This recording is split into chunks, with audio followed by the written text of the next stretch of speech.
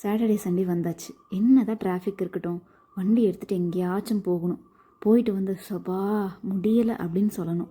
So இந்த தடவை நாங்கள் எங்கே கிளம்பியிருக்கோம் அப்படின்னா, பெங்களூர்லேயே one of the biggest mall of ஏஷியாவுக்கு தான் போயிட்டுருக்கோம்.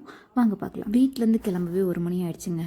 1 மணிக்கு கிளம்பணும். சரி 32 கிலோமீட்டர்ஸு போயிடலாம் அப்படின்னு சொல்லிட்டு தான் கிளம்பணும். நீங்கள் பாருங்கள், இந்த ட்ராவலை உங்களுக்கே சலிச்சிரும். மணி இப்போ வந்து 2:30 நினைக்கிறேன், 2:45. ஸோ அதுக்குள்ளே எங்களுக்கு பசி எடுத்துருச்சு. சரி ஏதோ டீயாச்சும் குடிச்சிட்டு போவோம் அப்படின்னு சொல்லிட்டு ஒரு இடத்துல நின்றுருக்கோம். ஒரு டீ ஒரு காஃபி 2 இளநீ அப்புறம் ஒரு மோமோஸ் வாங்கிட்டு நின்றுருக்கோம் அதுக்குள்ளே. ஸோ இங்கேயே 1/2 அன் ஹவர் ஆகிடுச்சு. குடிச்சிட்டு கிளம்பலாம். எங்களால் பசி அடக்க முடியல, அதனால் சாப்பிட்டுட்டு மாலுக்கு போவோம்னு சொல்லிட்டு சாப்பிட்ற இடத்துக்கு போயிட்டுருக்கோம். மணி தம் பிரியாணி, மதுரை பாண்டி மெஸ். அதுக்குள்ளே மாற்றிட்டாங்க போல். இது என்ன ஏரியா? கம்மனஹள்ளி. கம்னஹள்ளி தமிழில் பார்க்குறவங்களுக்கு வந்துட்டு என்னடா கெட்டாத்து பேசுகிறாங்கன்னு இருக்கும். பட் இது இந்த ஏரியா பேர் கம்னஹள்ளி. தமிழியன்ஸ் அதிகமாக. மதுரை பாண்டி மெஸ் வந்தாச்சு. நம்ம பசின்னு வந்தால் இங்கே என்னடான்னா 4-5 பேர் வெளில நின்றுருக்காங்க, சீட் இல்லைன்னு சொல்லிட்டு. ஸோ 4 பேருன்னு சொல்லி வச்சுருக்கோம், பாப்பா எப்போ கூப்பிட்றாங்கன்னு. ஒரு வழியாக 4 பேத்துக்கு சீட் கிடச்சிச்சுங்க. உள்ளே வந்து பார்த்தா அப்படி நம்ம தமிழ்நாடு ஹோட்டலுக்குள்ளே வந்தால் எப்படி இருக்கும் அந்த மாதிரி தான் ஒரு ஃபீலு. நல்ல பசி, சரின்னு சொல்லிட்டு ஆர்டர் பண்ணியாச்சு. எல்லா ஃபுட்டுமே அல்டிமேட்டுங்க. நாங்கள் வந்து சிக்கன் பிரியாணி, ப்ரான் ஃப்ரை, அப்புறம் ஒரு ஃபிஷ் மீல்ஸு ப்ளஸ் வஞ்சரம் ஃபிஷ்ஷு, இது எல்லாத்தையும் ஆர்டர் பண்ணியிருந்தோம். எல்லாமே அல்டிமேட் டேஸ்ட்டுங்க. நீங்கள் ஒரு தடவை ட்ரை பண்ணி பாருங்கள்.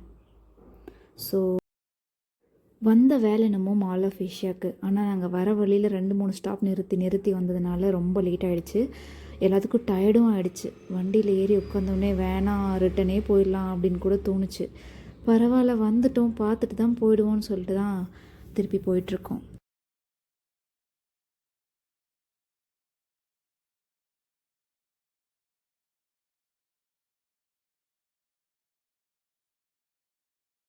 சேலம் போகிற டைமு, ஆனால் நான் பெங்களூருக்குள்ள 30 கிலோமீட்டர்ஸ் தான் போகிறேன்.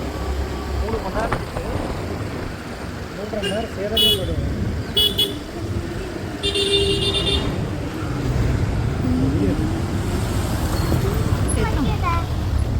எங்கடா போகிறீங்கலாம்? சனிக்கிழமை தாண்டா ஆகுது. அம்மா எதுக்கு இந்த மால் ஆஃப் ஏஷியாவுக்கு பிளான் போட்டோன்னே எனக்கு தெரியலையா. சத்தியமாக பேருக்கு தகுந்த மாதிரி தான் இருக்குது. இல்லை பெங்களூரில் இருக்கிறவங்கலாம் மால் ஆஃப் ஏஷியா போனது இல்லையா அப்படின்னு கேட்கும் போதே புரிஞ்சிருக்கும். போக முடியாதுடான்ட்டு சரிங்களா. குறுக்க நம்ம கௌஷிக் என்ன வேலையை பார்த்துட்டு இருக்காரு பாருங்க. இலையவே இழுத்துருச்சு. அவ்வளோதான், கடைசியாக வந்துட்டோம் போல. இன்னும் ஒரு 1.5 கிலோமீட்டர் தான் இருக்குது. மெட்ரோ இருக்குது, மெட்ரோவில் வந்துருக்கலாம். நம்மளுக்கு கொழுப்பு. சரி வண்டியில் ஜாலியாக வரலாம் அப்படின்னு நினச்சா பேக்கெல்லாம் கழுந்துருச்சுப்பா. யாக்கா விக்னேஷ், என்ன மால் ஆஃப் ஏஷியா என்ன வரலையா? ஆக்சுவலாக இப்போ தான் மேப் பார்த்தேன். 38 கிலோமீட்டர்ஸ் தான். 38 கிலோமீட்டர்ஸ் 2 o'clock கிளம்பணும். மணி இப்போ 5, 3 மணி நேரம் ஆகுது. அதில் வந்து 40 நிமிஷம் 3 மணி நேரம் 2 மணி நேரம் ட்ரைவ் பண்ணியிருக்கேன். ஆல்மோஸ்ட் 2.5 மணி நேரம் ஓட்டியிருக்கேன். 37 கிலோமீட்டர்.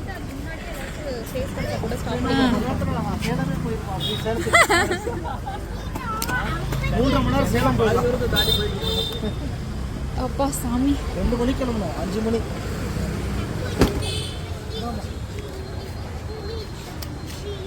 2 டீ பிரேக்கு, ஒரு லஞ்ச் பிரேக்.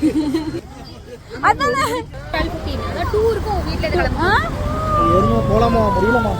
மாலில் போய் ப்ளே ஏரியா விட்டுட்டு அப்படியே படுத்துரும் பெஞ்சா பாருங்க.